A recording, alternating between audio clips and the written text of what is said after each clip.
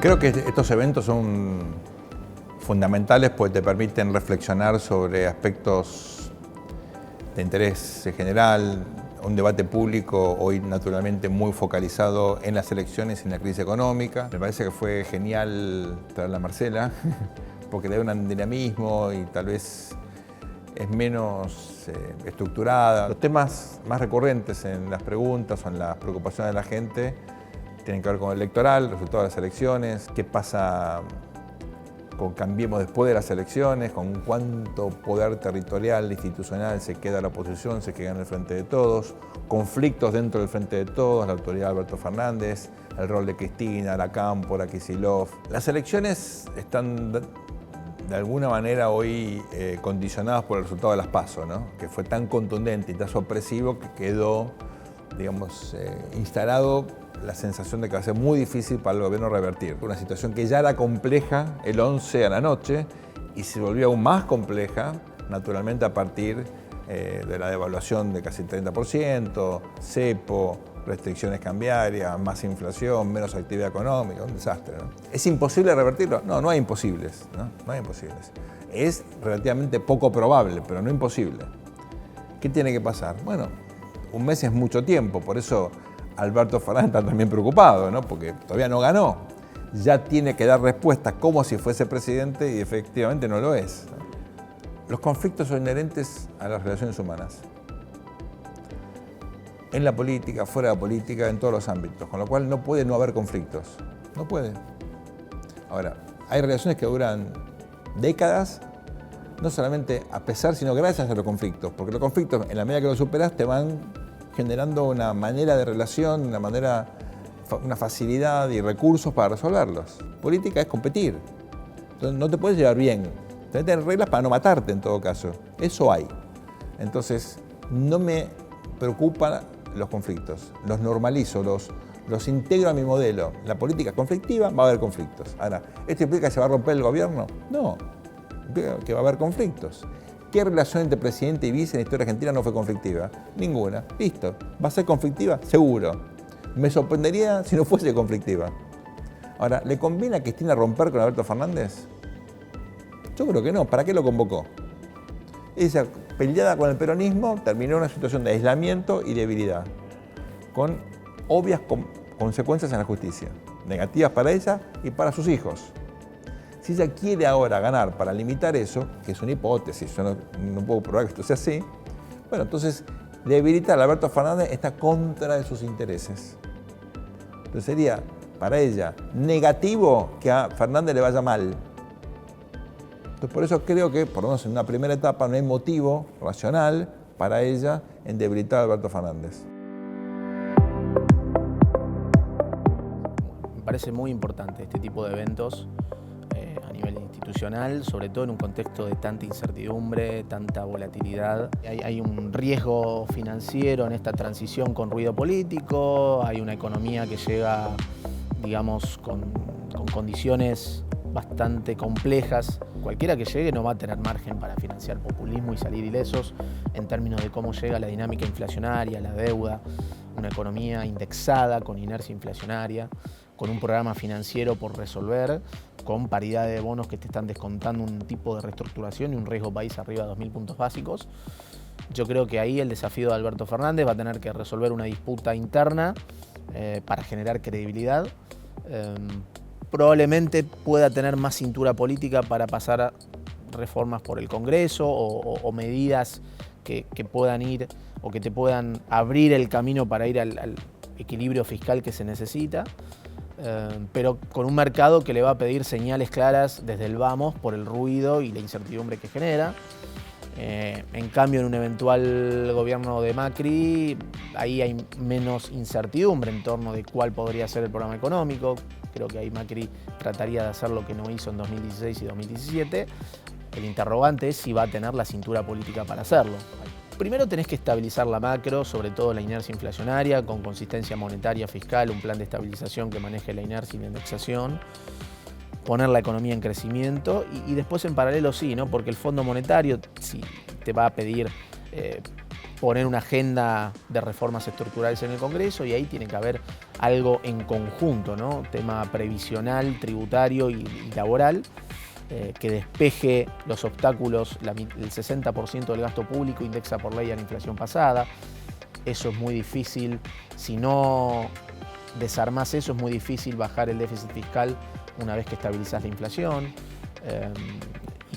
Claramente, para generar competitividad tenés que bajar impuestos y para bajar impuestos hay que bajar gasto. Entonces, por eso se va a necesitar mucha cintura política y se van a necesitar dólares del mercado para suavizar el impacto de corto plazo. Con respecto al tema dólar, ¿no? Que es muy sensible, ahí tenés esa paradoja de que hoy tenemos un dólar que es alto cuando uno lo mira para la situación de la balanza comercial, exportaciones, importaciones, ¿no? El tipo de cambio de 60 ajustado por inflación es el doble que diciembre de 2001, 85% más alto que noviembre de 2015, y es consistente con una balanza comercial que se dio vuelta, superavitaria, producto del salto en el dólar y la caída en las importaciones. Entonces, es un dólar alto para nuestra balanza comercial. El problema es que es un dólar que no está estabilizado en términos financieros. Hoy, ¿venderías tus dólares y lo pondrías a tasa de interés? Para poder sostener un dólar comercial que ya es alto, para que no siga subiendo, necesitas estabilizar el riesgo país y para eso necesitas resolver el tema de la deuda, el programa financiero. Volvemos a lo mismo, la consistencia monetaria y fiscal que vas a necesitar. En el escenario donde la transición es estable, que es un supuesto bastante fuerte, uno puede prever un dólar de 65, 70, de 70, digamos, hacia fin de año, en el escenario donde sale todo bien. Pero hay riesgos macroeconómicos muy fuertes, ¿no? Una brecha fiscal que, si no llega al desembolso del fondo, quizás fuerza una monetización del Banco Central. Entonces, en ese escenario, digamos, donde se complica alguna variable financiera que está asociada a lo político, al desembolso con el fondo, y a una transición complicada, claramente podemos ir a un dólar bastante más alto que te acelere la inflación.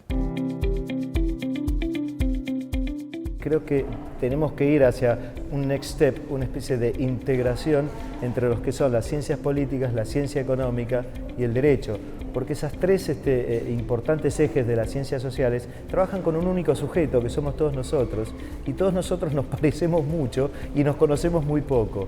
Entonces, que hable un político, que hable un economista y que hable expertos en derecho, me parece que es la mejor manera de integrar este mundo de las ciencias sociales. Entre las cosas positivas, bueno, primero de todo la organización, eso me pareció, porque hacer un evento de estas características con tanta gente, tanto de público como disertantes, es muy difícil. Y sí, también las otras cuestiones fundamentales son la variedad de gente que participa, en el sentido, reitero, cuando hay políticos de fuste como los que estuvieron acá, economistas de primer nivel, gente que está mirando el futuro, porque realmente una cosa es hablar del pasado y de la historia y otra cosa qué puede llegar a pasar en el futuro. Y realmente todos los disertantes dieron en la clave que lo que miraban era qué va a pasar en el más allá, hacia dónde vamos, cuál es el futuro de nuestra patria. Por eso realmente muy enriquecedor todo lo que se hizo. Al haber moderación, y fue muy inteligente la moderación, acotaba un poco, focalizaba los temas y eso le quita al disertante esa cosa de amplitud y que la auditoria a lo mejor un poco la deja perdida. La verdad que la moderación fue uno de los éxitos de esta organización y después los que hablaron, quienes nos preceden a nosotros, realmente son maravillosos. Claro, predominio tuvo la disertación de Sergio Bernstein, donde la gente tiene este futuro inmediato de incertidumbre argentina, creo que colonizó un poco la inquietud del público, ¿no? Y bueno, y lo que habla Waldo, seguros, todo el mundo tiene problemas con los seguros, o sea, que cada vez que Waldo habla de seguros se mueve un avispero importante. En rigor, de verdad, el seguro no es un gasto, es una inversión. Entonces, cuanto más en crisis está la economía de un país, mayor necesidad se tiene de los seguros. Como consecuencia de eso, más allá de algunas malas prácticas de algunas empresas que cuando hay crisis bajan los costos del seguro, nuestra idea, nuestra sugerencia cuál es: no, señores, aumenten la protección porque va a ser la única alternativa que les va a quedar cuando esto no funcione. Es evidente que los escenarios recesivos perjudican el consumo, pero un poco lo dije en la charla, el consumo online es el único rubro de la economía que perforó la recesión, es decir, hubo más no facturación, porque la facturación está atada a inflación, pero hubo más órdenes de compra en Internet el último año que el año anterior, es decir, el escenario de mayor inflación no perjudicó el comercio online, con lo cual Argentina ahí tiene para crecer y crecer con este gobierno, con el que viene. No es cuestión de gobiernos, el consumo se lo va a llevar puesto porque vivimos en sociedades de consumo, nos guste o no nos guste, ponerle el color político que quieras ponerle, pero la gente va a seguir consumiendo, el teléfono celular va a seguir teniendo predominio y eso es imparable, gracias a Dios. Creo que hay que salir de la antinomia de mercado demonio, de la antinomia del mercado es el demonio y de la antinomia cualquier regulación del Estado es perjudicial, porque no es así. Los países más desarrollados tienen mucha reglamentación, y cuando vos demonizás al mercado, a la mañana salís con la revolución agraria, a la tarde tenés que llamar a los empresarios para que contraten más gente, despidan menos gente y den bonos de aumento. Entonces es un Tom y Jerry, tenemos que evaluar todos que jugamos a Tom y Jerry. Lo que pasa es que para vos para afuera querés ser el zorro siempre y es difícil, es complicado. Hay que salir de las antinomias, esa sería mi consejo, mi sugerencia. El evento me pareció muy interesante y como raro, ¿no? Como me quedé con algo del cierre de que me imagino después de todo lo que está pasando en el país se podría haber suspendido, y los organizadores decidieron hacerlo y dijeron lo vamos a hacer igual porque lo que está pasando en el país no es tan importante como para impactar en nuestra planificación, en lo que pensamos del futuro. En lo personal me sentí cómodo con el público, siempre me pongo un poquito nervioso igual, o sea, es como un eufemismo decir me sentí cómodo, no medio mentiroso, pero terminé sintiendo rapport, la gente se involucró, sentí que había podido impactar a la gente y llevarlos un poco en que es un poco mi misión de alguna manera, de salir de a cuánto está el dólar y pensar en la imagen más grande y actuar en el corto plazo, pero pensar todo el tiempo en el largo. Frente a cada situación tenemos dos posibilidades, podemos ser víctimas o podemos ser protagonistas. No lo dije, pero lo dije.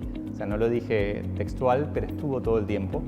Y creo que, o sea, de las preguntas y de la reacción de la gente en general, recibí esto de, mira, no es que me tengo que quejar siempre, puedo hacer algo al respecto, siempre hay algo que podemos hacer al respecto. Entonces espero que se hayan llevado esa idea, ¿no? De hacer algo al respecto.